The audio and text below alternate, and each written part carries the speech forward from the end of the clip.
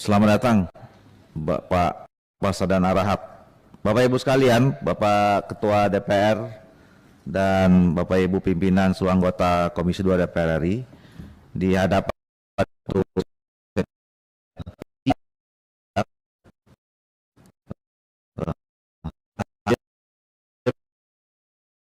Harahap, dan yang bersangkutan sudah juga menandatangani surat pernyataan yang sudah kita sampaikan. Saya ingin mengecek saja nama Pasdan Harahap, kemudian tempat dan tanggal lahir 17 Juli 1972, betul. Kemudian jabatan anggota Bawaslu Bengkulu atau Ketua Bawaslu Bengkulu, bertempat tinggal di Jalan Cimanuk Indah nomor 2 Bengkulu. Saya tidak perlu menjelaskan lagi, saya kira sudah disampaikan oleh sekretariat kita mekanisme data tertib fit and proper test ini. Jadi kami persilakan untuk menyampaikan presentasi atau pemaparannya selama 10-15 menit. Setelah itu nanti ditanggapi oleh 9 pimpinan dan anggota Komisi 2 DPR itu, kemudian dijawab sekaligus, ditanggapi sekaligus sambil penutup. Kami persilakan.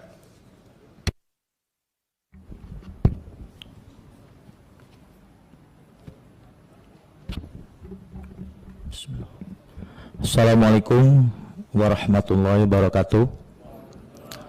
Selamat siang menjelang sore dan salam sejahtera untuk kita semua. Yang saya hormati pimpinan Komisi 2, Pak Ketua, Pak Wakil Ketua, Bapak Ibu anggota Komisi 2 yang hadir pada kesempatan ini.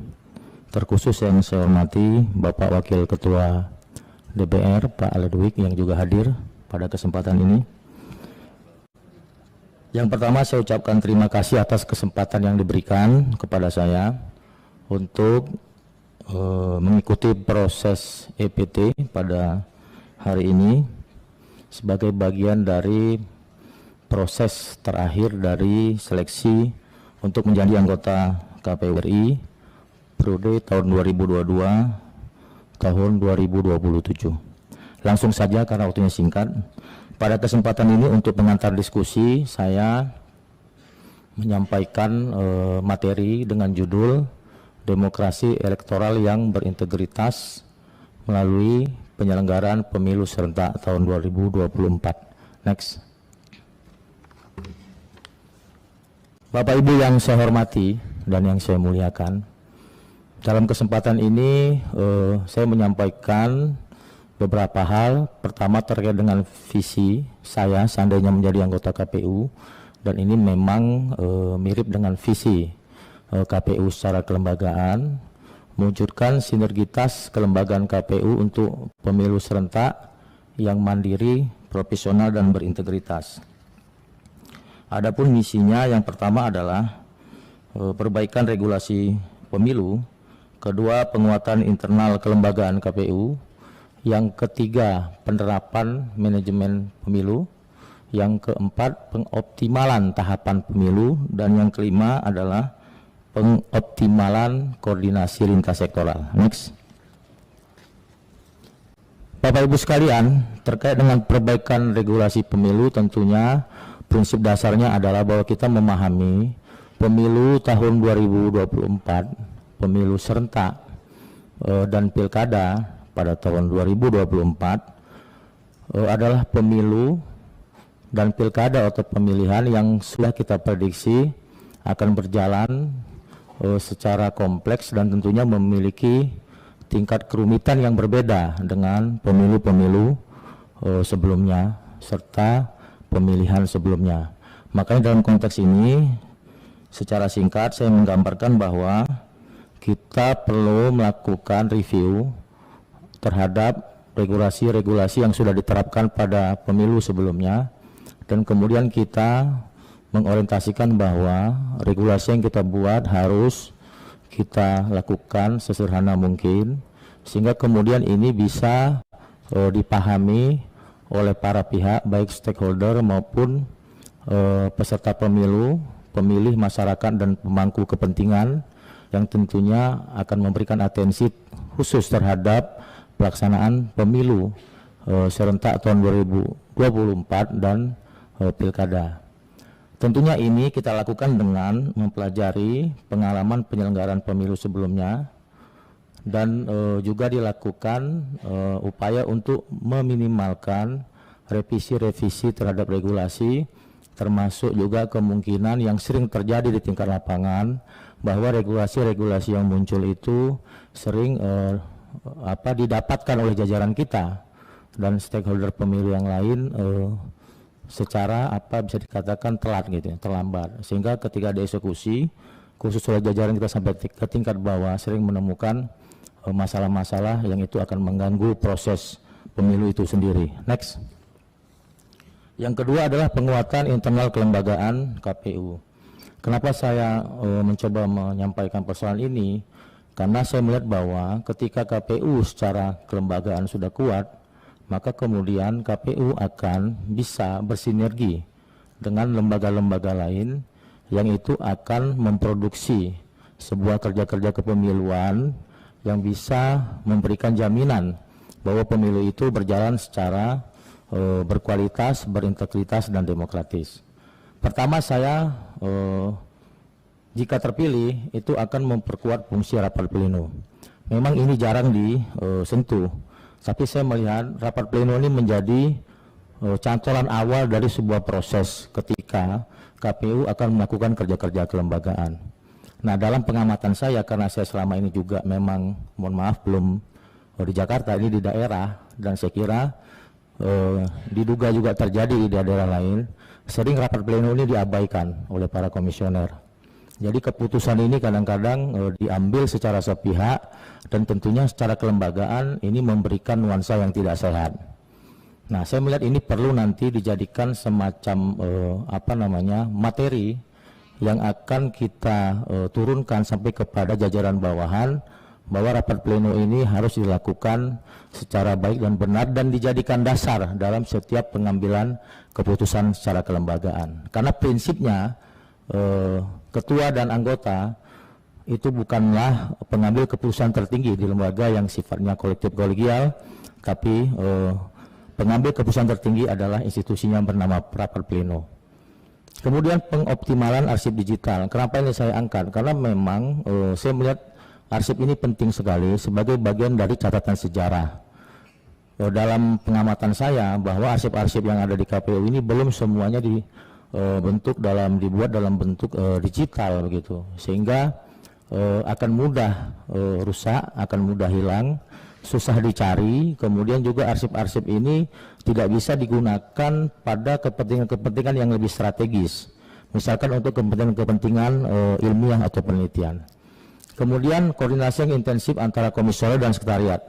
Nah, Bapak Ibu sekalian yang saya hormati dan yang saya muliakan, ini terkait dengan posisi bagaimana kemudian secara kelembagaan komisioner dan sekretariat ini bisa menyatu secara lahir dan batin. Beberapa persoalan saya lihat terutama di daerah, mungkin kalau di di KPU RI mungkin ini clear saya kira ya, tapi di tingkat bawah ini sering terjadi jadi istilah Tom and Jerry itu bukan ada antara KPU dengan Bawaslu, tapi juga terjadi antara komisioner dengan teman-teman sekretariat. Padahal dalam konteks ini seharusnya ketika kita sudah masuk ke tahapan pemilu, sebenarnya persoalannya harus sudah clear. Karena secara kelembagaan ini akan kinerja kelembagaan. Kemudian optimalisasi, supervisi dan monitoring serta pengendalian. Nah, saya melihat ini juga penting menjadi titik tekan saya, karena saya melihat selama ini supervisi yang dilakukan lebih kepada orientasinya menyerap anggaran perjalanan saja, tapi belum misalkan ditata secara lebih teknis bagaimana supervisi itu dan monitoring itu memiliki tujuan yang jelas, kemudian apa yang menjadi hasilnya juga jelas, sehingga kemudian ini bisa dipakai untuk melakukan evaluasi atau melakukan pengambilan kebijakan di tingkat kelembagaan. Jadi jangan sekedar supervisi dan monitoring itu hanya menghabiskan anggaran, yang penting jalan turun, kemudian hasilnya tidak jelas. Kemudian membangun teamwork yang kuat dan solid. Tadi saya katakan Bapak Ibu sekalian yang saya hormati, jika KPU secara kelembagaan sudah kuat dan solid, maka kemudian KPU dan jajaran sampai ke tingkat bawah ini bisa bersinergi dengan lembaga-lembaga yang lain. Next. Memperkuat kapasitas penyelenggara di tingkat KPU provinsi dan KPU kabupaten dan penyelenggara ad hoc. Ini saya kira sesuatu yang harus dilakukan agar ada pemahaman dan kapasitas yang standar dan baku pada jajaran KPU. Jadi tidak boleh ke depan itu KPU dan jajaran itu tidak memiliki standar yang baku, sehingga kemudian antara KPU yang lain dengan daerah yang lain itu berbeda secara kemampuan dan kualitas. Kemudian membuat desain dan pengaturan jadwal rekrutmen anggota, ini menjadi titik tekan saya karena yang saya dapatkan informasi bahwa variasi akhir masa jabatan anggota KPU ini sangat beragam, baik dari KPU provinsi sampai ke KPU kabupaten kota terutama. Nah, ini perlu ada pembicaraan yang khusus karena ini ada hal yang strategis, mengingat bahwa ketika kita melaksanakan tahapan pemilu, misalkan di tahun 2024 di bulan Februari itu masih ada pergantian atau proses seleksi KPU. Sementara pada saat itu adalah hari H atau jadwal tahapan pelaksanaan pemilu. Setidaknya ada sekitar 5 KPU dan saya agak lupa angka 100 berapa gitu di kabupaten kota.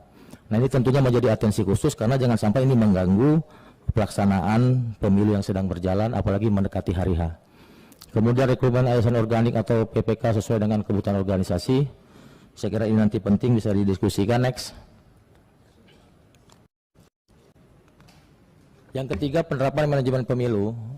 Pertama, memenuhi prinsip manajemen pemilu modern, yaitu perencanaan, pengorganisasian, pengarahan, dan pengendalian. Selanjutnya, inovasi menggunakan teknologi informasi dengan mengoptimalkan infrastruktur teknologi informasi agar tahapan pemilu semakin transparan, aksesibel, dan akuntabel. Saya kira isu ini banyak diangkat oleh calon-calon yang lain dalam proses seleksi ini, dan secara teknis tentunya ini akan menjadi perhatian khusus, mengingat memang secara teknis teknologi, inovasi teknologi ini memang memberikan satu kepastian hukum ya yang lebih kuat dan tentunya lebih menyederhanakan proses-proses pemilu yang ada dengan mengintegrasikan sistem-sistem yang sebenarnya juga sudah dibangun oleh KPU pada periode sekarang. Lanjut. Kemudian secara teknis perlu dilakukan evaluasi terhadap infrastruktur teknologi yang sudah digunakan. Nah, ini saya kira nanti bagian dari evaluasi sebelum kita mengambil keputusan-keputusan atau kebijakan yang lain. Kemudian pengembangan SDM yang profesional ini terkait dengan bagaimana yang saya katakan tadi, ada pemahaman yang standar dan baku, kualitas yang harus sama di semua jajaran KPU, tentunya setiap level sesuai dengan tugas, fungsi, dan tanggung jawab serta kewenangan masing-masing. Kemudian perumusan standar operasional prosedur ini menyangkut nanti dasar sebagai bagian dari KPU melakukan kerja-kerja organisasi, mengidentifikasikan sebab-sebab munculnya masalah penegakan hukum. Nah, ini menurut saya perlu, karena apa? Karena pada proses akhir nanti setelah tahapan pemilu itu ada proses yang disebut dengan PHPU atau sengketa misalkan. Nah, ini KPU secara kelembagaan harus sudah mengidentifikasikan sejak awal sehingga bisa melakukan langkah-langkah pencegahan agar proses-proses yang itu kemudian menjadi masalah hukum setelah pasca pemilihan legislatif, pemilihan presiden, dan pemilihan kepala daerah itu bisa diminimalkan. Next. Yang keempat, pengoptimalan tahapan pemilu. Pertama, tahapan persiapan. Saya kira ini memang bagian dari ada 11 tahapan dalam proses pemilu. Di tahap awal memang itu membuat program perencanaan serta penganggaran. Ini aspek teknis akan diatur dalam PKPU dan pedoman teknis lainnya. Kemudian anggaran disesuaikan dengan kebutuhan operasional secara detail. Ini saya kira masih menjadi problem karena banyak anggaran-anggaran yang sudah dianggarkan dan diputuskan di Jakarta ternyata tidak memadai untuk kemudian diimplementasikan di tingkat bawah, apalagi sampai ke tingkat kabupaten kota, bahkan sampai ke tingkat penyelenggara jajaran ad hoc. Kemudian dibentuk forum khusus antar lembaga terkait penyusunan anggaran guna sinkronisasi. Ini sebenarnya Bapak Ibu sekalian yang saya hormati lebih menekankan kepada proses pemilihan atau pilkada. Dalam pengalaman saya di daerah, beberapa kali pilkada di daerah itu yang jelas secara undang-undang anggaran diberikan oleh APBD masing-masing daerah itu sering menjadi masalah karena misalkan ruang fiskal daerah yang memang sempit secara anggaran, dan terkait juga dengan pemahaman atau juga semacam mungkin pandangan-pandangan yang mengatakan bahwa anggaran-anggaran ini sebaiknya memang harus dihemat sehemat mungkin, dan itu kita setuju. Padahal sebenarnya prinsip dasar dari anggaran-anggaran pelaksanaan pilkada itu adalah cukup dan mencukupi. Nah, pada tataran ini kelihatannya perlu dilakukan elaborasi sejak awal, sehingga kemudian ketika memang tahapan sudah masuk, anggarannya sudah tersedia, dan kita tidak harus sampai melakukan pertemuan-pertemuan terkait anggaran yang itu difasilitasi oleh Departemen Dalam Negeri. Lanjut. Pengaturan jadwal seleksi penyelenggara pemilu tadi terkait dengan yang saya jelaskan di depan. Kemudian inovasi strategi sosialisasi. Nah, saya melihat salah satu yang harus kita kuatkan ke depan adalah terkait dengan sosialisasi.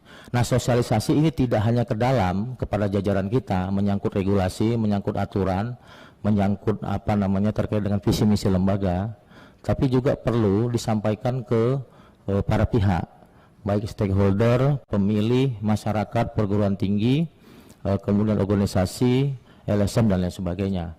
Nah, ini saya kira nanti bisa kita lakukan diskusi. 5 menit lagi, Pak. Baik, terima kasih pimpinan. Selanjutnya perlunya quality control terkait logistik.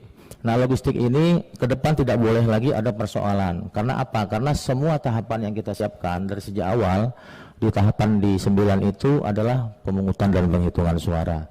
Nah, nyawanya pemungutan penghitungan suara adalah tersedianya logistik yang memadai sesuai dengan kebutuhan. Nah, ke depan tidak boleh lagi ada logistik yang tidak tepat sasaran, tidak tepat jumlah, tidak tepat kualitas, sehingga kemudian ini akan mengganggu proses pelaksanaan pemilu dan proses pemilihan. Kemudian tahapan tahapan pelaksanaan terkait daftar pemilih ini, saya kira dari hari ke hari daftar pemilih selalu menjadi bom waktu dalam proses pemilu dan pemilihan, karena memang dari sisi koordinasi menurut saya ada hal yang harus lebih diintensifkan dan tentunya lebih disinergikan dengan para pihak yang terkait dengan proses pemutahiran daftar pemilih. Kemudian terkait dengan koordinasi lintas sektoral, saya kira ini satu kewajiban di setiap tahapan. Ke depan ini harus ada koordinasi dengan para pihak, dan itu harus dilakukan secara serius, dan kemudian tidak ada persepsi di penyelenggara KPU ke depan bahwa berprasangka buruk dengan mitra dan lain sebagainya. Ini saya kira harus clear untuk KPU ke depan. Kemudian terkait pencalonan ini Bapak Ibu sekalian, ini mungkin perlu nanti ke depan lebih detailkan lagi terkait dengan pencalonan ini. Misalkan jangan sampai lagi terjadi satu kasus di NTT, misalkan ada calon yang bisa lolos yang itu ternyata warga negara asing di Kabupaten Raijua. Kemudian terkait dengan kampanye dan dana kampanye, ini tentunya nanti ada pengaturan-pengaturan menyangkut hari. Yang jelas di regulasi itu 3 hari setelah calon itu dilakukan kampanye dan berakhir 3 hari sebelum pelaksanaan hari H. Kemudian terkait pemungutan dan penghitungan dan rekap, ini mungkin nanti arahnya adalah perbaikan-perbaikan di jajaran ad hoc, karena dari pengalaman-pengalaman pemilu ini memang dari sisi kualitas dan kuantitas penyiapan SDM kita di tingkat jajaran ad hoc memang harus banyak diperkuat, karena sering memunculkan masalah di jajaran-jajaran kecamatan, kemudian desa, kelurahan, dan di tingkat TPS. Next. Selanjutnya Bapak Ibu sekalian yang saya hormati dan yang saya muliakan, tahapan akhir adalah tahapan sengketa. Tadi sudah saya singgung di depan, perlu disusun SOP secara detail dan komprehensif terkait pemilu dan pilkada. Kemudian di tahapan akhir juga yang paling penting adalah evaluasi. Ini wajib dilakukan karena evaluasi ini akan mencari substansi-substansi yang harus diperbaiki pada pelaksanaan pemilu yang akan datang, sekaligus juga menjadi bagian kewajiban KPU secara regulasi untuk memberikan laporan kepada Presiden dan kepada Komisi 2 dalam proses pelaksanaan pemilu dan pilkada. Next. Terakhir Bapak Ibu sekalian, pengoptimalan koordinasi lintas sektoral. Ini yang saya katakan tadi, bahwa di setiap tahapan dilakukan koordinasi dengan stakeholder terkait dan pemangku kepentingan agar terjadi sinergitas dengan para pihak dalam rangka mewujudkan pemilu serentak yang mandiri, profesional, dan berintegritas. Saya kira begitu pimpinan, mohon maaf kalau waktunya agak berlebih. Saya kembalikan kepada pimpinan, terima kasih. Terima kasih Saudara Parsa dan Harahap. Kami persilakan pada Bapak Ibu untuk memberikan tanggapan, pertama dari fraksi PD Perjuangan. Terima kasih Ketua. Assalamualaikum warahmatullahi wabarakatuh. Waalaikumsalam. Selamat siang dan salam sejahtera untuk kita semua. Pimpinan Komisi 2 yang saya hormati beserta seluruh anggota yang saya sayangi. Baik itu yang sudah lama maupun yang baru datang.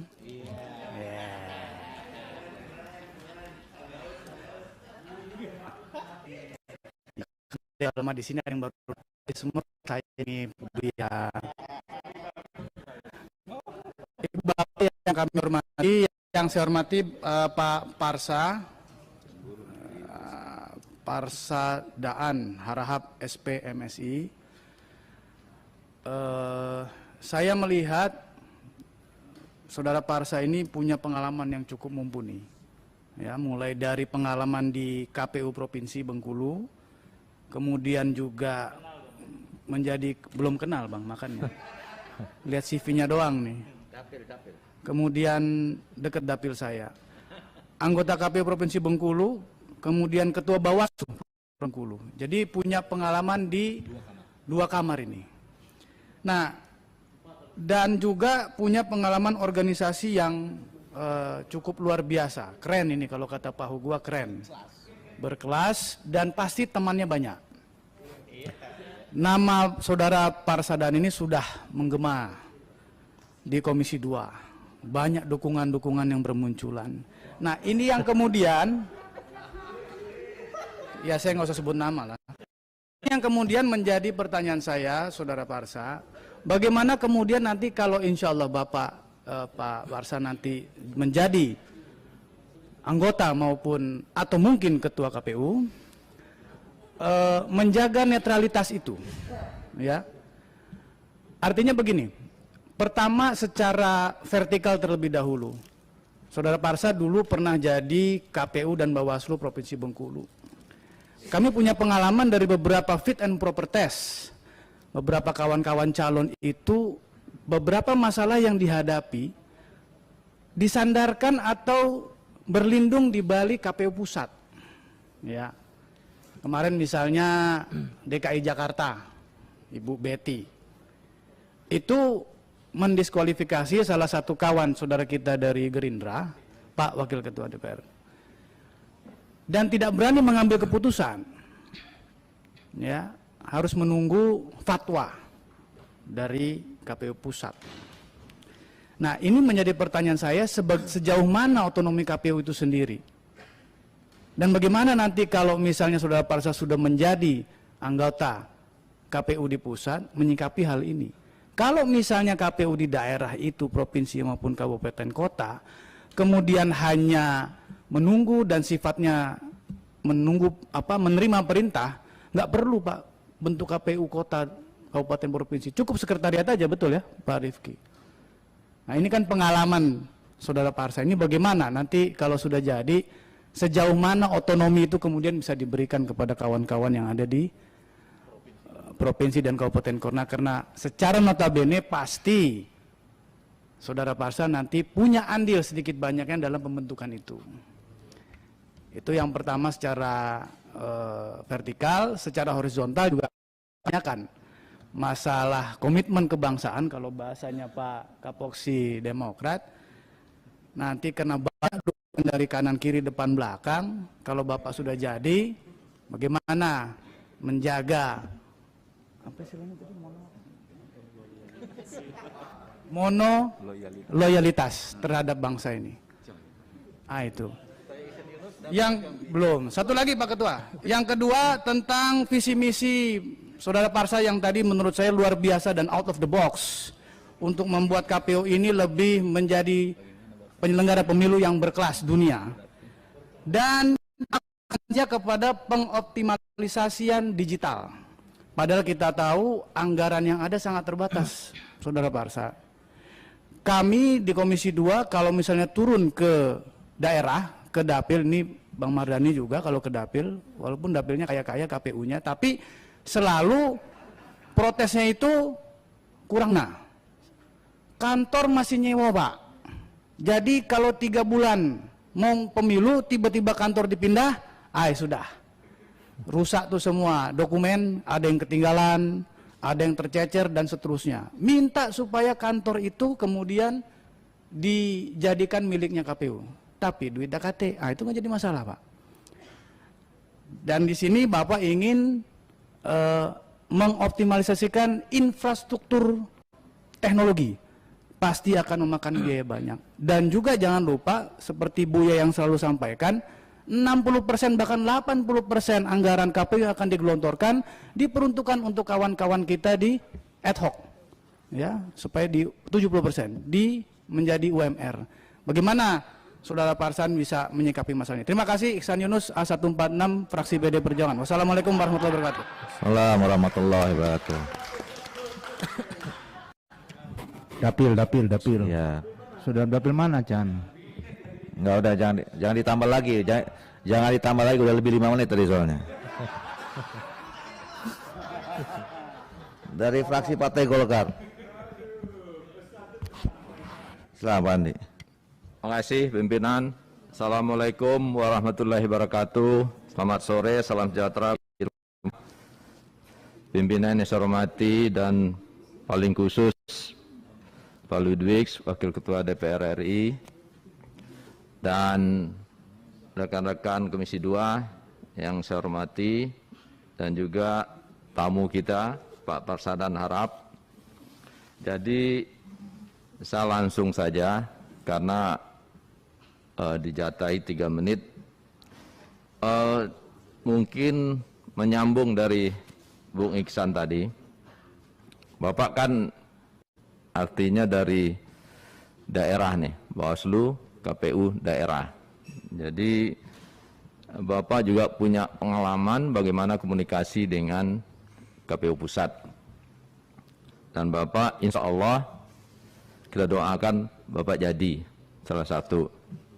Tapi yang saya ingin tanyakan sekarang, dengan judul paparan yang Bapak sampaikan tadi, demokrasi elektoral yang berintegritas melalui penyelenggaraan pemilu serentak tahun 2024. Dan di sini Bapak menginginkan ada sesuatu yang lebih hasilnya dari pemilu-pemilu sebelumnya. Dan ini biasanya ini menyangkut terhadap teamwork dari KPU pusat sendiri. Dan saya ingin menanyakan integritas Bapak kalau jadi komisioner, ya, karena biasa pertama ini mungkin belum, tapi kalau sudah jalan nanti akan timbul faksi-faksi, ya Pak ya.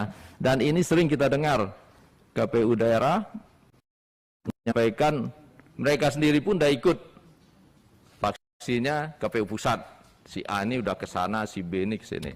Nah, jadi saya berharap Bapak jangan seperti itu nantinya, karena perlu integritas supaya visi misi Bapak tadi bisa tercapai.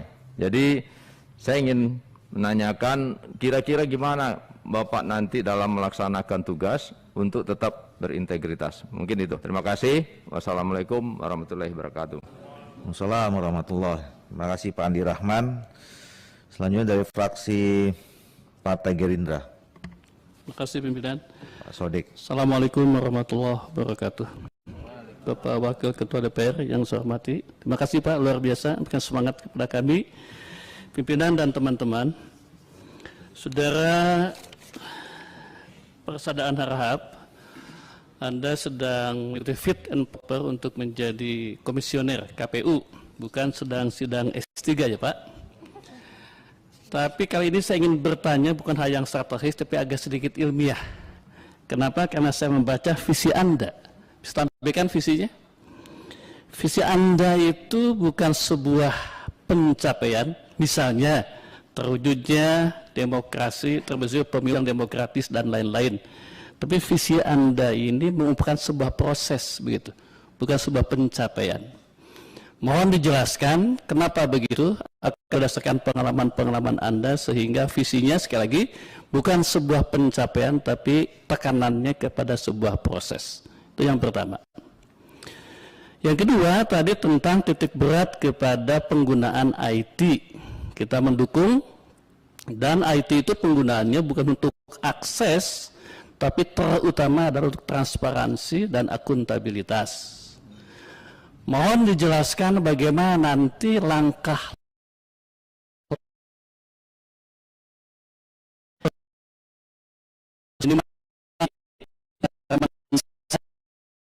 ada kami diberi akses begitu, sehingga suara-suara semua peserta pemilu minimal kami dapat akses untuk mendapatkan data dari mulai TPS sampai ke pusat. Jika itu Anda bisa lakukan, wah ini benar-benar sebuah pemilu yang tadi demokratis,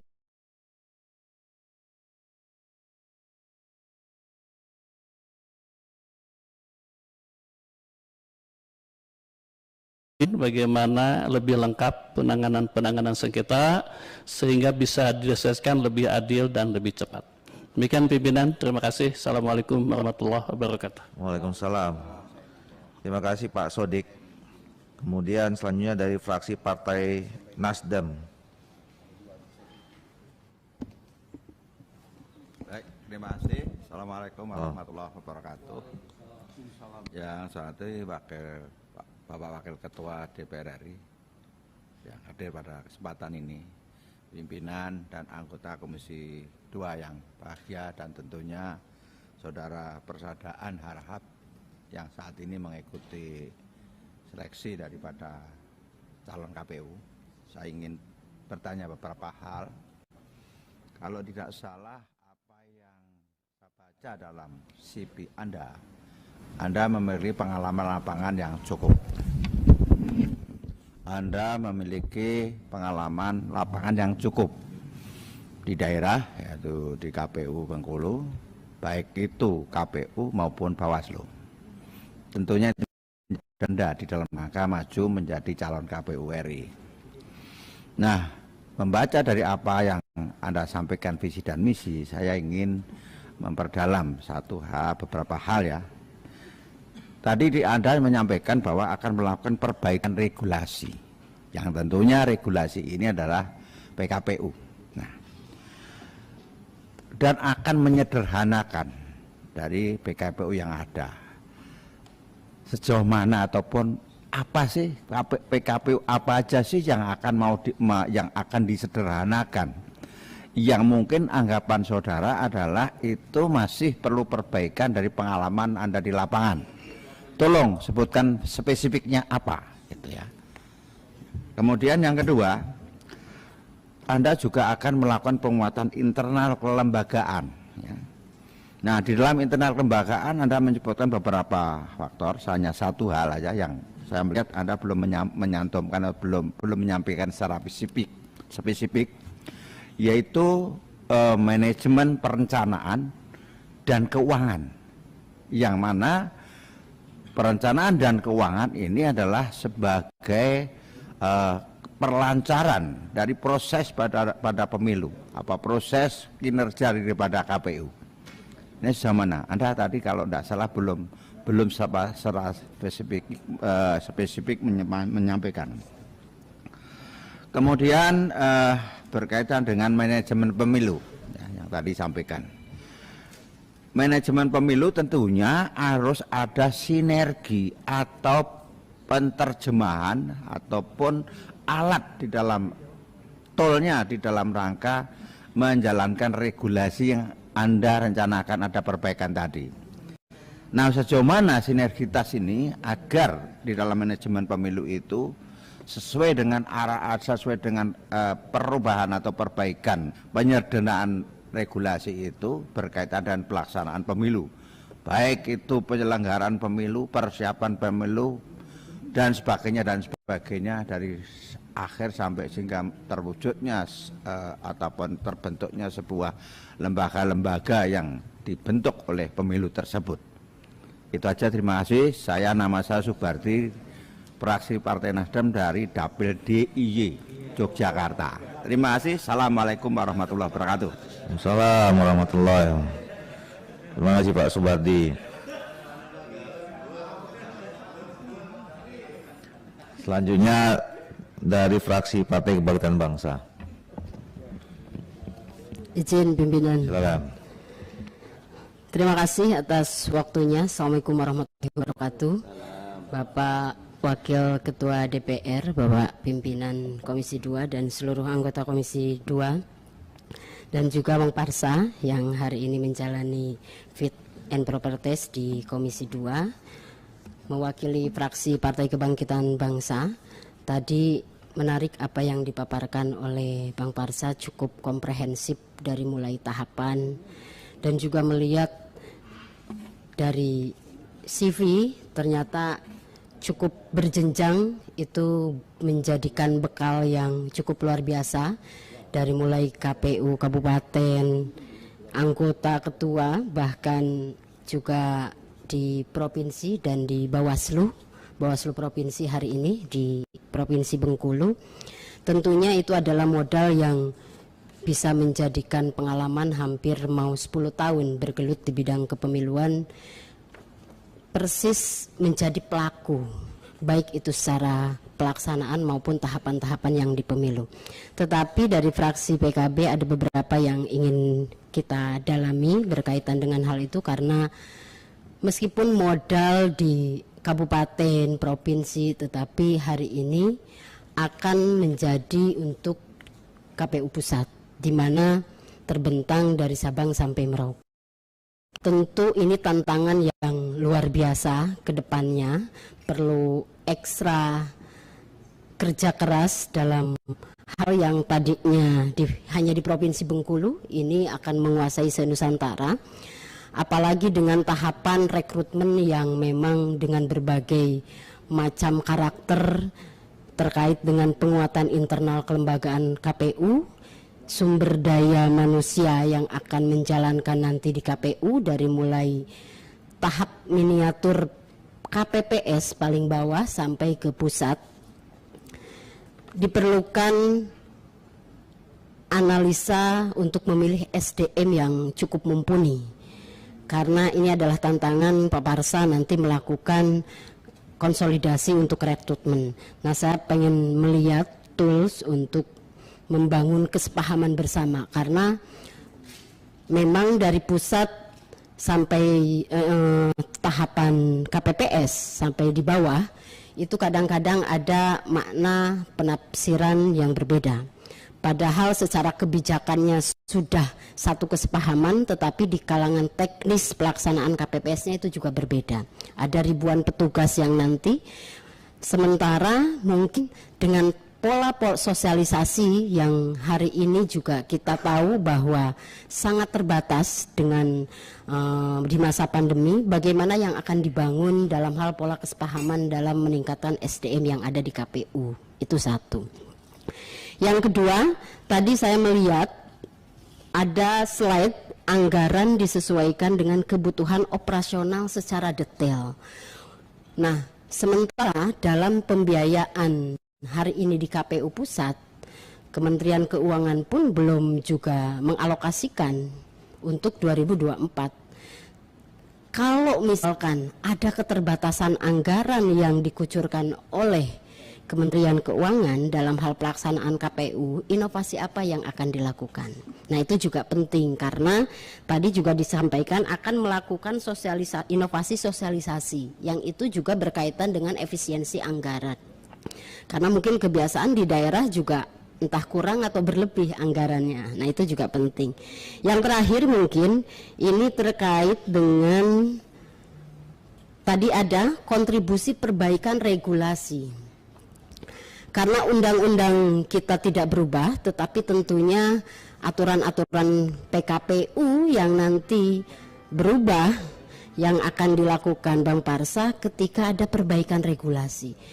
kontribusi yang seperti apa konkretnya di tahapan mana yang memerlukan perubahan-perubahan yang signifikan untuk perbaikan pemilu yang berintegritas dan bertanggung jawab. Mungkin itu pimpinan yang bisa kami sampaikan. Mudah-mudahan Bang Parsa terpilih dan juga menjadi anggota KPU Pusat dengan potensi bekal pengalaman yang luar biasa. Terima kasih. Assalamualaikum warahmatullahi wabarakatuh. Assalamualaikum warahmatullahi wabarakatuh. Terima kasih Ibu Ella dari fraksi Partai Kebangkitan Bangsa. Selanjutnya dari fraksi Partai Demokrat, Pak Anwar. Terima kasih pimpinan, Bapak Wakil Ketua, para pimpinan, dan teman-teman Komisi 2, serta yang saya banggakan Pak Parsa dan Harahap. Setelah saya menyimak apa yang materi yang Bapak paparkan tadi, saya semakin yakin bahwa apa yang beredar di medsos itu tidak salah. Saya membaca di medsos ada yang mengklaim bahwa Bapak salah satu orang yang akan terpilih menjadi anggota KPU. Saya awalnya berpikir bahwa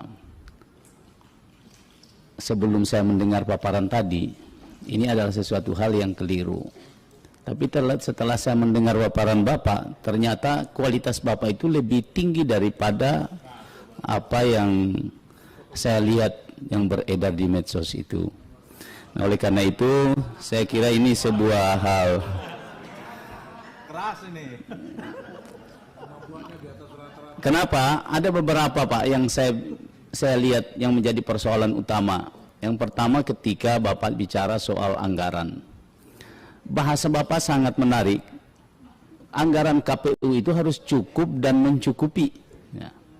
Sekarang kan lagi viral di luar nih, mempersoalkan soal anggaran KPU 76 triliun yang dianggap terlalu besar, terlalu jumbo di tengah masa pandemi sekarang ini.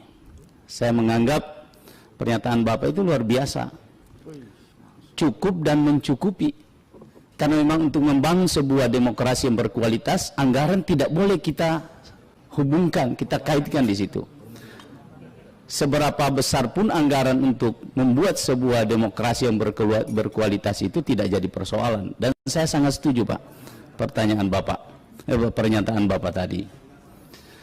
Yang kedua yang ingin saya tanyakan juga pada kesempatan ini, tadi disampaikan juga soal bagaimana supaya KPU ini ya bisa mengupayakan anggaran itu bisa efektif dan efisien. Saya mau tanya Bapak,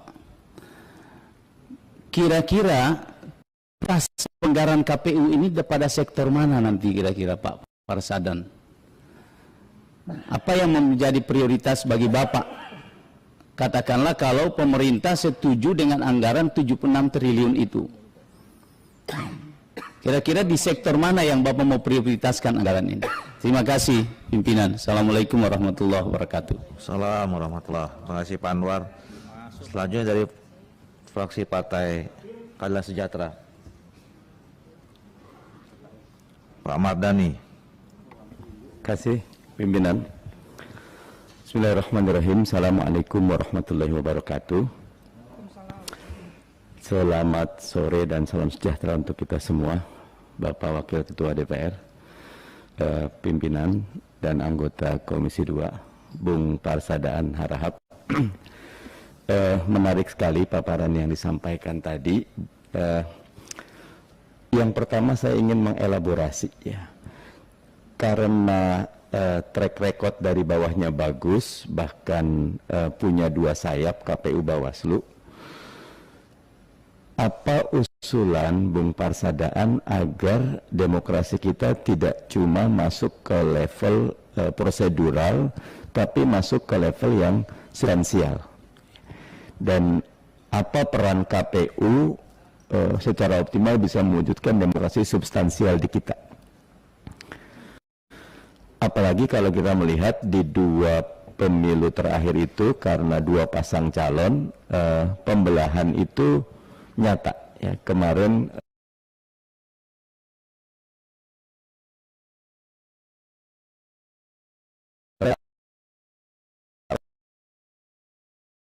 penetapan agar kondisi di masyarakat kembali rukun, kembali damai, kembali membangun. Yang kedua, saya tertarik dengan infrastruktur IT yang tadi disampaikan. Sejak periode lalu, saya selalu mengusulkan agar DP4 yang dari Kemendagri, yang basisnya sudah IKTP,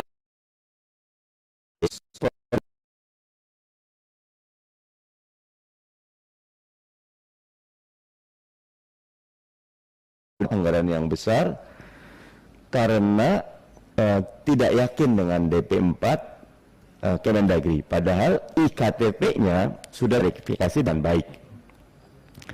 Apa usulan dari Bung Parsadaan agar kita bisa meringkas proses ini, karena mahal sekali nih.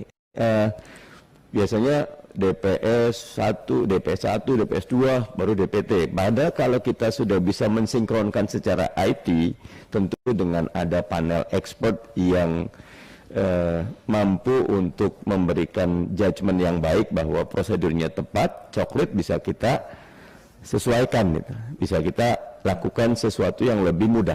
Ya. Itu di hulu, di hilirnya dikaitkan dengan sirekap atau berhenti. Sirekap terlalu awal kita hentikan. Pertanyaan saya terkait IT ini, Bung Parsadaan, teknologinya mungkin siap, tetapi culture, budaya masyarakatnya siap atau tidak? Nah, bagaimana kita menyeimbangkan antara penerapan IT dengan sosialisasi atau adaptasi kebudayaan yang ada di masyarakat?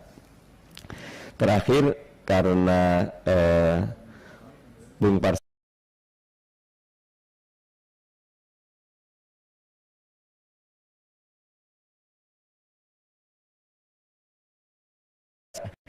kita lihat bahwa Indonesia kaya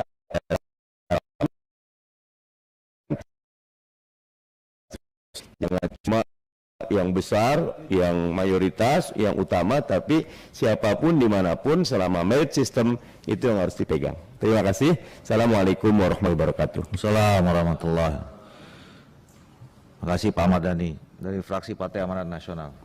Terima kasih pimpinan. Assalamualaikum warahmatullahi wabarakatuh. Pimpinan DPR yang sangat setia mendampingi kita, yang saya banggakan. Pimpinan Komisi 2 beserta kawan-kawan anggota Komisi 2 yang saya hormati,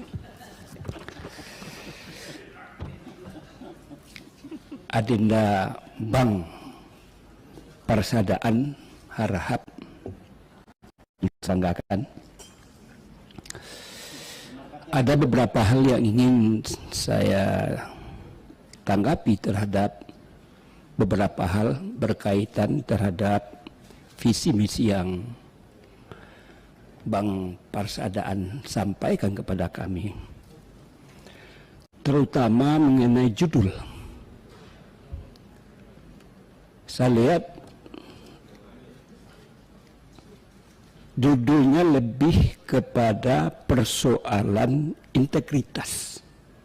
Itu yang jadi fokus terhadap bagaimana membangun elektoral yang berintegritas.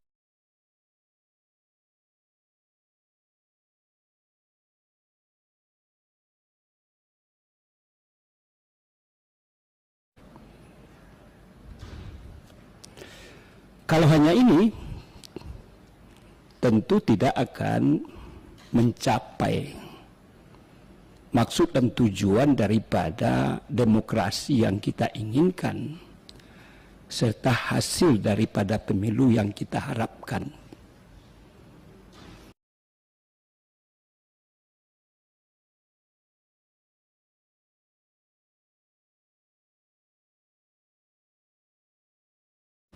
Persoalan independensi, persoalan kapasitas, persoalan kapabilitas menurut hemat saya juga tidak kalah penting. Kenapa hanya satu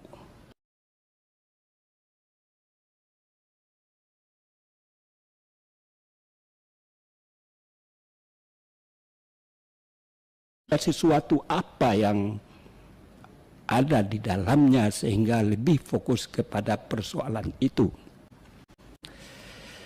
Yang kedua adalah dari biodata yang saya baca, tadi sudah juga diungkapkan oleh kawan-kawan Komisi 2. Pengalaman kepemiluan apresiasi karena di KPU juga di Bawaslu masing-masingnya 2 periode. Tentu pengalaman ini adalah guru yang sangat berharga dalam bagaimana menata, memperbaiki. Kalau seandainya Adinda nanti terpilih, tentu sudah punya bahan-bahan yang akan dilakukan dalam rangka penyempurnaan terhadap persoalan itu. Sehingga di dalam misinya itu jelas mengatakan akan melakukan perbaikan regulasi tentang kepemiluan. Artinya perbaikan adalah ada yang belum baik. Berdasarkan pengalaman-pengalaman yang 2 tadi yang saya sampaikan, baik di KPU ataupun Bawaslu, kira-kira apa selama ini kelemahan-kelemahan terhadap pelaksanaan daripada pemilu yang 4 periode, di mana Adinda adalah bagian daripada persoalan itu. Begitu juga tentang penguatan internal. Kelembagaan ini penting. Kalau kelembagaan tidak kokoh, tidak utuh, tidak kuat, tentu bagaimana bisa menjalankan sebuah organisasi yang sangat luar biasa ini. Dan perlu dilakukan penguatan itu. Kelemahan-kelemahan yang ada di dalam itu apa? Kacamata Dinda sebagai ketua KPU di daerah menatap KPU pusat tentu sangat jelas karena punya kepentingan dan juga punya rasa apa yang birokrasi dan lain sebagainya. Terakhir, karena Parsadaan tadi menyampaikan tentang kasus KTP WNA yang ada di NTT. Menurut saya ini akan, kalau kita ungkap, mungkin banyak. Ini kebetulan saja ada yang menggugat. Bagaimana untuk menyelesaikan persoalan-persoalan itu, padahal Dinda hanya berada di tingkat pusat. Barangkali demikian pimpinan. Terima kasih. Assalamualaikum warahmatullahi wabarakatuh. Waalaikumsalam warahmatullahi wabarakatuh. Terima kasih Pak Gaus. Lebih dikit dari 3 menit.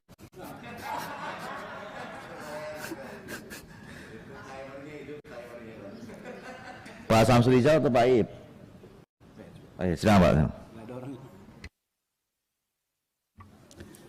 Terima kasih Bapak Pimpinan yang kami hormati, Wakil Ketua DPR RI yang hadir saat ini, dan rekan-rekan anggota Komisi 2 dan pimpinan Komisi 2 yang berbahagia, dan adik kami Parsadaan Harahap yang hari ini tampil untuk dapat memenuhi acara fit and proper test. Kami langsung saja, Pak Parsadaan Harahap, tadi sudah berkali-kali pemilih kita yang didominasi oleh kelompok milenial. Bahkan tadi ada yang menyebutkan jumlahnya hampir mencapai 60% dari jumlah total pemilih pada tahun 2020. Artinya mereka yang lahir tahun 2007 itu nanti, yang sudah baru lahir ini, kalau kita hitung baru itu, mereka sudah akan berumur 17 tahun pada tahun 2024, tepatnya 14 Februari itu.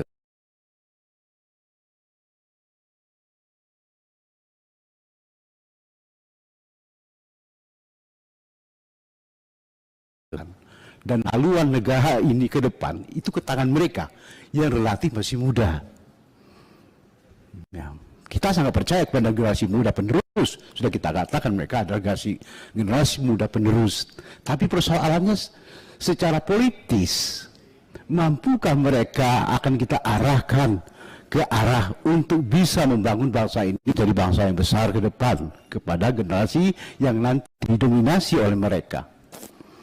Kalau kita ambil tahun 2004 itu adalah tahun terjadinya bonus demografi. Secara ekonomi bonus demografi itu mudah saja. Kita mengharapkan ketika itu terjadi ledakan penduduk dalam jumlah muda akan menghasilkan capaian-capaian dalam rangka membangun ekonomi.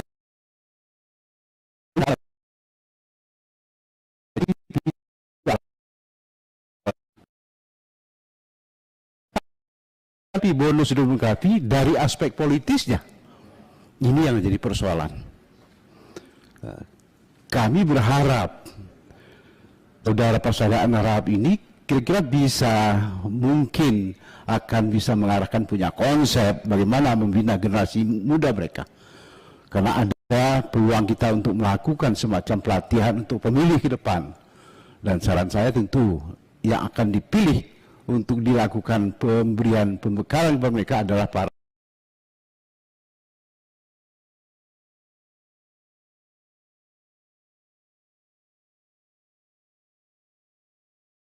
dua, soal perluasan dapil.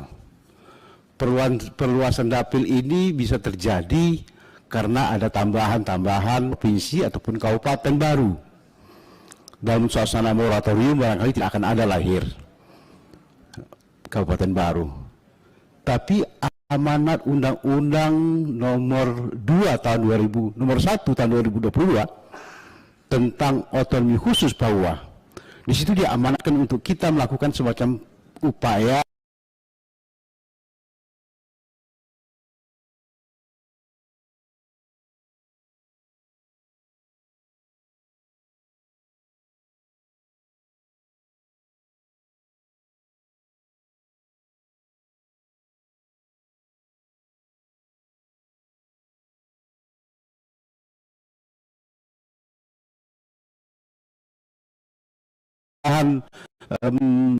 TPS dan hitung-hitungan berapa jumlah anggota DPR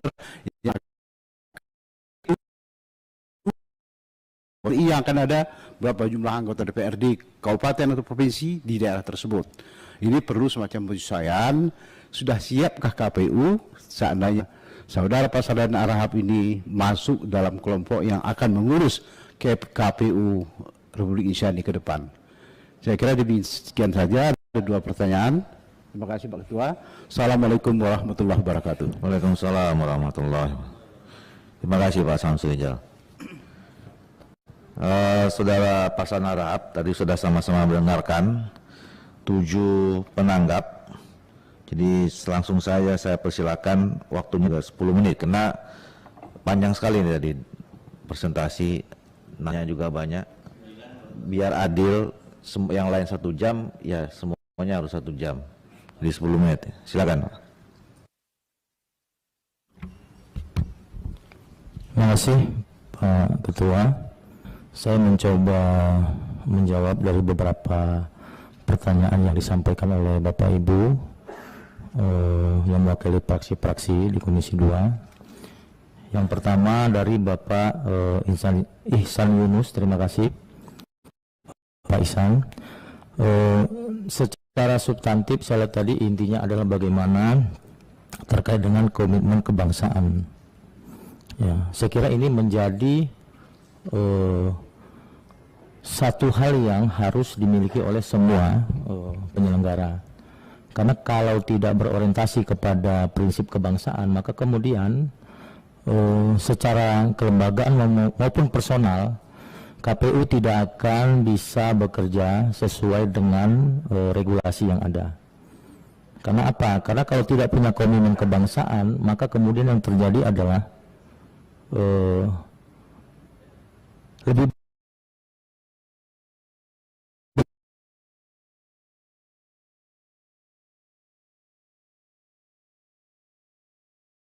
maka saya kira ini sebuah hal harga mati ketika kita kemudian sudah diamanahkan menjadi penyelenggara pemilu, dan saya kira ini di pusat tapi juga sampai ke tingkat daerah, saya kira ini harus menjadi komitmen bersama. Karena kalau tidak ketemu preferensinya dengan stakeholder yang lain. Nah, di sana kemudian akan menjadi satu persoalan tersendiri kepada para penyelenggara. Dan hari ini saya kira penyelenggara yang tidak memiliki komitmen kebangsaan, saya kira terlalu berani, Bang, kalau sampai hari ini ada yang seperti itu ya, terlalu berani menurut saya dengan situasi dan kondisi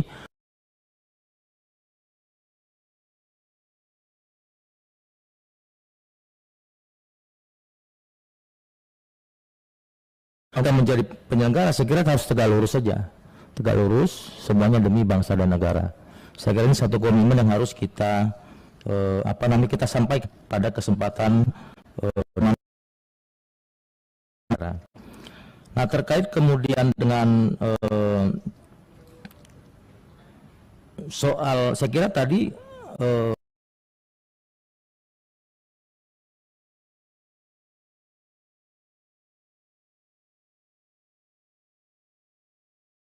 orang penyelenggara.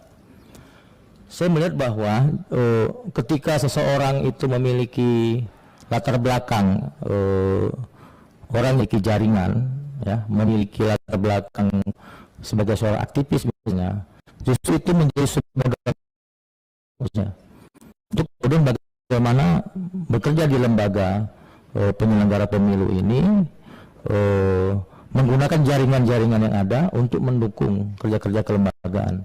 Jadi tidak dilihat dalam perspektif yang berbeda, gitu, bahwa justru karena dia punya jaringan, punya perkawanan, punya latar belakang organisasi, maka kemudian itu justru lebih mengutamakan nuansa-nuansa seperti itu. Menurut saya ketika sudah masuk ke lembaga penyelenggara ini dan menjadi bagian dari amanah yang dititipkan oleh bangsa, menurut saya itu harus sudah selesai gitu, sudah clear. Maka kemudian pegangan kita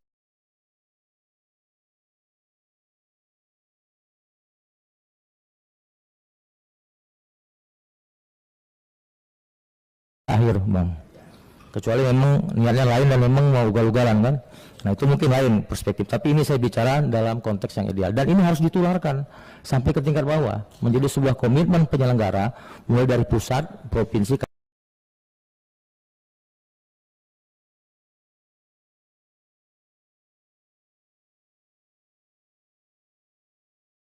tidak bisa kita hindarkan dari soal anggaran gitu ya. Walaupun sebenarnya tidak selalu digitalisasi itu mahal gitu, tidak selalu mahal. Kalau dilihat dari ajas kemanfaatan, dilihat dalam perspektif yang saya sudah bagaimana kemudian di digitalisasi soal integrasi data itu secara kelembagaan, publik akan melihat bahwa KPU ini menjadi sebuah organisasi yang modern. Kemudian ada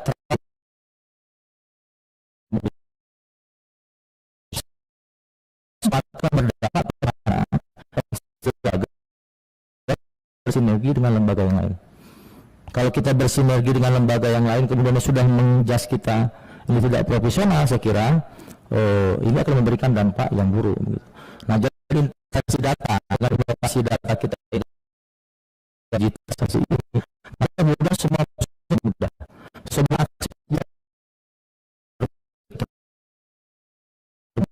satu posisi dengan menggunakan aplikasi.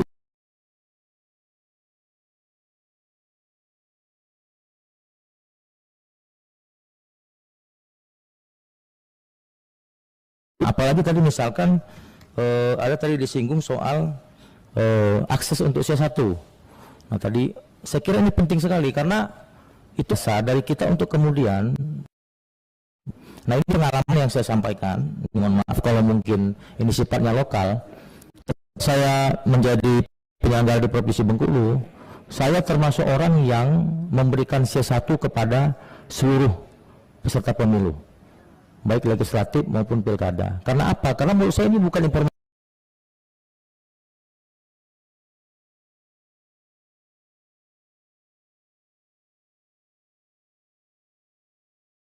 akui ada beberapa aspek yang memang ini menjadi kendala.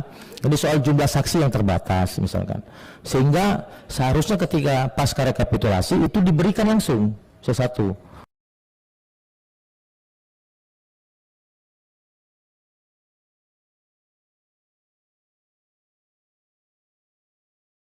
Pemilu terutama yang terkait dengan turunannya yaitu calon anggota legislatif.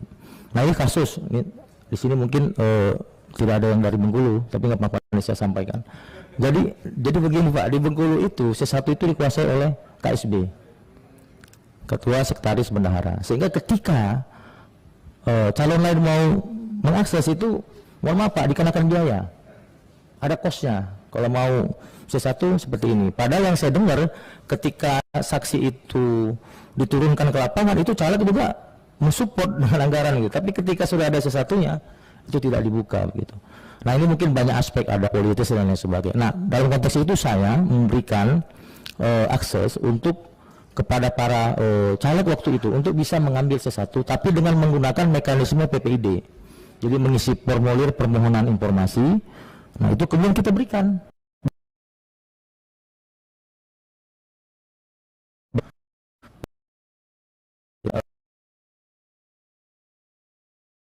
Saya mohon maaf. Kemudian terkait dengan pertanyaan dari Bapak Haji Arsad Juliandi Rahman, saya catat terkait dengan bagaimana timur bentuk, bagaimana integritas ketika menjadi komisioner, dan kemudian bagaimana ketika kita memiliki kewenangan itu kemudian dipakai sebagai bagian dari proses yang universal untuk semua kepentingan dalam konteks pemilu. Nah saya melihat begini, saya katakan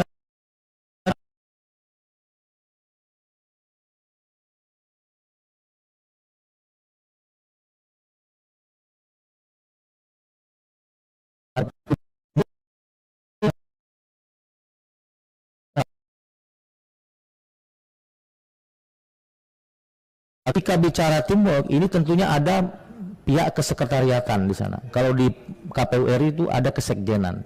Nah banyak beberapa kasus di daerah itu justru tidak solid antara pimpinan atau komisioner dengan pihak kesekretariatan atau jajaran sekretariat. Karena apa? Karena memang secara faktual antara pimpinan dengan sekretariatan ini sebagai sebuah teamwork ini memang kalau dalam bahasa saya itu dipaksakan. Misalnya kayak saya ini kan teman di kesekjenan, tapi harus kasih tanpa istilah ada pacaran, harus langsung menikah kira-kira begitu. Nah dalam konteks ini saya kira kalau tidak ada kebesaran jiwa, tidak ada profesionalisme, satu pencairan terhadap kebekuan perspektif terkait dengan sisi pimpinan dengan kesekjenan ini, maka kemudian dalam bahasa teknis di tingkat internal penyelenggara itu bahasa-bahasa kekuasaan yang muncul. Ketika misalkan rapat, pimpinan mengatakan, saudara bawahan saya laksanakan. Padahal sebenarnya jelas ada tupoksi masing-masing, ada kewenangan masing-masing, dan dua pihak yang dipaksa menyatu ini memiliki fungsi-fungsi yang strategis. Tanpa ada kebijakan yang diambil, tanpa ada difasilitasi program kegiatan, menurut saya itu sesuatu yang juga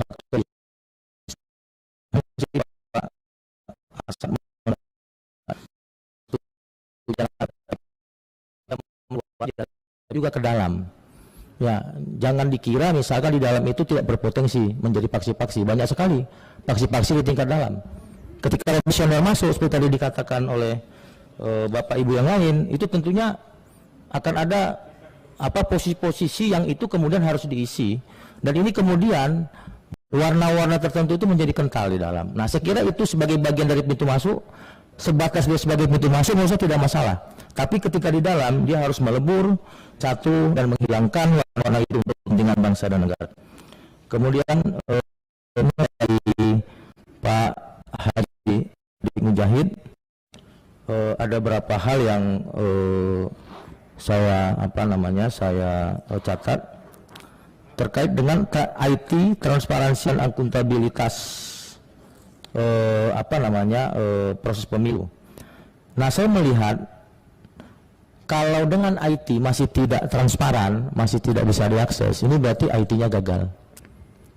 Ada beberapa perspektif, misalkan justru IT ini membuat pemilu ini menjadi tertutup. Menurut saya tidak seperti itu. Justru IT ini membuat pemilu ini menjadi lebih terbuka dan mudah diakses. Dalam satu gadget misalkan, kita bisa masuk ke Sipol, ke Silon. Jadi kita tidak perlu misalkan harus buka Sidali, habis itu keluar lagi masuk ke Sipol, buka lagi masuk ke Sipol. Tidak, ini terintegrasi. Dan ini kemudian harus diintegrasikan juga dengan lembaga penyelenggara yang lain. Karena undang-undang mengatakan antara KPU, Bawaslu, dan DKPP itu adalah satu kesatuan fungsi. Nah, jadi menurut saya sebagai satu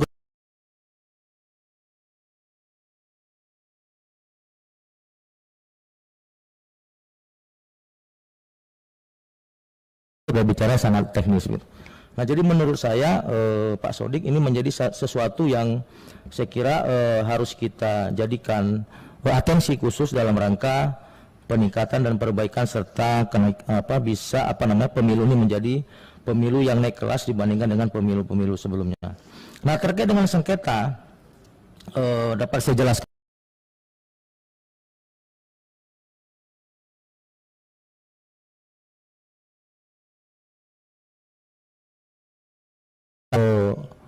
Peserta pemilu yang merasa keadilannya dicederai, dia bisa mengajukan sengketa. Nah, ini terutama dalam proses pilkada. Nah, tapi sengketa PHPU ya itu bisa juga dilakukan nanti di akhir tahun. Nah, saya melihat bahwa tadi saya gambarkan di slide ini perlu dipetakan di awal begitu. Apa sebenarnya potensi-potensi di jajaran kita yang itu kemudian bisa menimbulkan sengketa nanti di hilir pelaksanaan pemilu ini. Nah, ini juga penting untuk memetakan agar ada proses-proses secara walaupun intensitasnya yang tergantung anggaran, tapi secara teknis ini meningkatkan kualitas ya keterampilan para penyelenggara sehingga perilaku dan kebijakannya sebagai penyelenggara itu justru produksi sengketa pada akhir proses pemilu. Nah, ini nanti terkait dengan bintek, dengan upgrading, kemudian juga nanti harus intens dilakukan supervisi monitoring.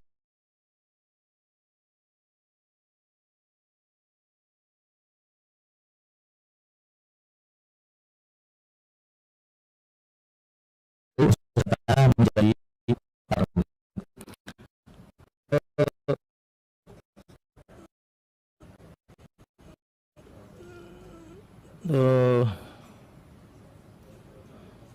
ini mohon maaf Bapak Ibu sekalian, ternyata tulisan saya sendiri pun agak susah dibaca Ketua. Kalau ada yang kelewatan mohon diingatkan Bapak Ibu. Iya, singkat lagi ya Pak, tinggal 5 menit. Ya, ini saya ternyata menulisnya juga enggak Siap. Pak Parsadaan tadi sudah mencatat dapil yang nanya-nanya itu Pak. Sudah Pak. Sudah ya, bagus. Sudah. Kata tulisannya saya pun nggak bisa baca Pak, kayak tulisan dokter. Baik, saya coba lagi selanjutnya, mungkin kalau kurang atau yang tertinggal mohon diingatkan kepada yang terhormat Pak Subardi soal pengalaman lapangan yang cukup, ya perbaikan regulasi, kemudian sebutkan mungkin langkah-langkah konkret atau perbaikan terkait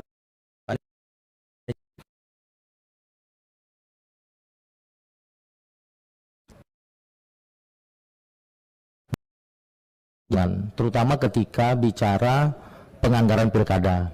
Banyak sekali kasus-kasus di daerah dan sampai hari ini masih ada. Kalau memang kita mau coba detail melihat, banyak sekali teman-teman yang terutama pilkada, karena ini APBD ya, pasca pilkada kemudian teman-teman calonnya dilantik, teman-temannya diproses secara hukum.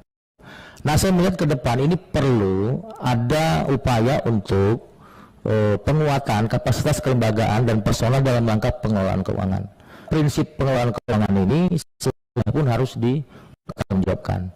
Nah, kemudian dari sisi teknis saya melihat bahwa penggunaan keuangan ini seperti yang saya katakan tadi memang ini harus berprinsip cukup dan mencukupi. Karena apa? Karena kadang-kadang pada proses diskusi penganggaran ini, terutama di pilkada sebenarnya Pak, saya melihat banyak kasus yang terjadi di teman-teman ini memang penganggarannya tidak berbasis juga kebutuhan. Padahal ruang fiskal daerah itu sangat sempit, sangat kecil. Nah, contoh di Provinsi Bengkulu ini sebagai sebuah bahan diskusi, padahal memang sebenarnya sudah kita coba detilkan dan berbasis real ya, seperti yang tadi disampaikan. Itu pada saat pilkada di 2020 itu Satuan 3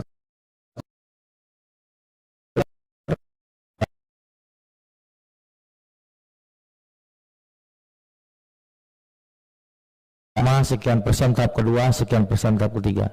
Nah, kalau itu diterapkan waktu itu mengganggu belanja pegawai dan belanja operasional di kegiatan-kegiatan pemerintahan. Sehingga kemarin tuh ya kita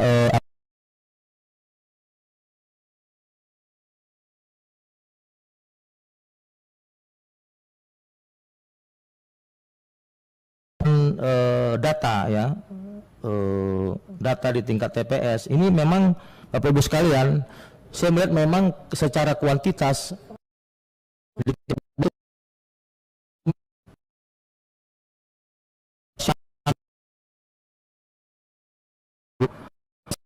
sehari-hari itu jajaran yang memiliki kewenangan yang diberikan oleh undang-undang untuk bisa menentukan ya suara itu, perolehan suara dan lain sebagainya, itu adalah teman-teman di tingkat TPS. Artinya ada jajaran KPS dan TPS. KPU RI pun tidak bisa mengintervensi ketika misalkan kewenangan itu sedang dipakai oleh teman-teman. Nah, saya melihat ke depan ini harus ada peningkatan kapasitas yang lebih merata sehingga. Jadi pelatihan itu tidak dibuat misalkan hanya orang per orang, dari 7 itu yang lain memberikan, mencerdaskan yang KPPS yang lain. Jadi saya kira ini harus diperbaiki ke depan. Selanjutnya dari PKB ini, PKB Ibu Ella Siti Nuryamah. Ya, dirangkum aja Pak semuanya. Oh ya, oke. Sekaligus. Ya, siap. Ya, jadi Ibu Ella, jadi saya kira terkait dengan pemilu 2024, saya sekalian merangkum mungkin ya. Yang terhormat Bapak Anwar Hafiz, kemudian Bapak Dr. Haji Mardani Alisera, Bapak Dr. Andus Haji Guspardi Gaus MSI, dan Bapak Samsudin. Saya kira sekalian saya rangkum, mudah-mudahan terangkum. Nah, soal rekrutmen SDM, ya ini tadi saya gambarkan bahwa secara faktual memang variasi AMJ KPU baik di tingkat provinsi dan kabupaten ini memang variasinya sangat banyak.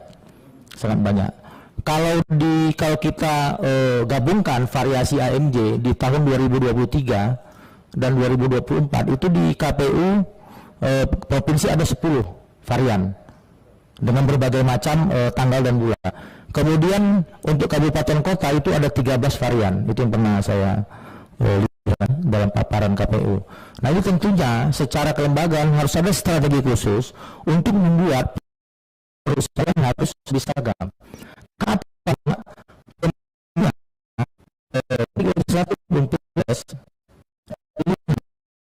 Kepala daerah itu sudah serentak dilakukan. Jadi menurut saya agak sedikit kurang bijak dalam tanda kutip kalau kemudian proses seleksi ini memberikan kontribusi dalam konteks keseimbangan penyelenggara itu menjadi terganggu.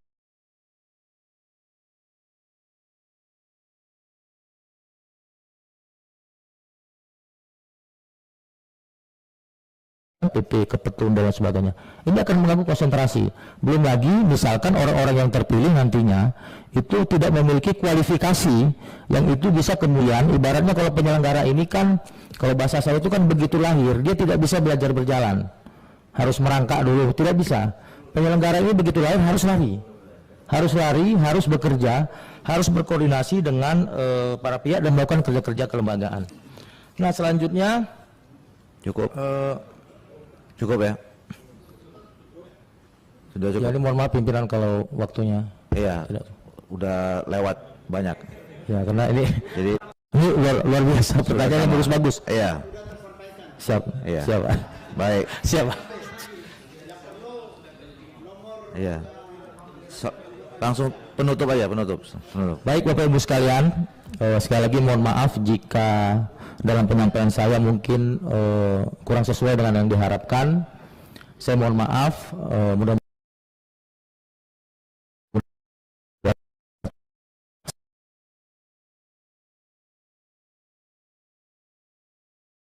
warahmatullahi wabarakatuh. Pimpinan izin interupsi sebentar pimpinan. 1 menit nggak nyampe pimpinan. Reminder saja. Pak Parsa, mudah-mudahan ini masih fit and proper. Tadi tidak terbaca pada saat fit and proper. Mudah-mudahan nanti di saat jika insya Allah Bapak terpilih menjadi bagian dari dalam lembaga penyelenggara pemilu ini, nanti apa yang kami sampaikan sebagai wakil rakyat ini jangan sampai tidak bisa dibaca lagi Pak. Terima kasih Pak. Reska Oktoberia Pak, Sumbar 2. Terutama Bu Reska punya dicatat. Nggak disebut dapilnya, Bu. Nah. Baik, Saudara Pasangan Harap, terima kasih banyak atas kehadiran saudara di sini, dan kami atas nama Komisi 2 mengucapkan terima kasih sekali lagi dan selamat sehat selalu. Dengan tidak mengurangi rasa hormat, kami persilakan untuk bisa meninggalkan tempat ini. Baik Ketua, saya akhiri dengan billahi taufiq wal hidayah. Wassalamualaikum warahmatullahi wabarakatuh. Salam. Wah, doanya Ketua, doanya belum untuk dia. Ya tadi, makanya dengar cuma satu-satu. Dari pertama sampai ini sama semuanya, selamat dan sehat.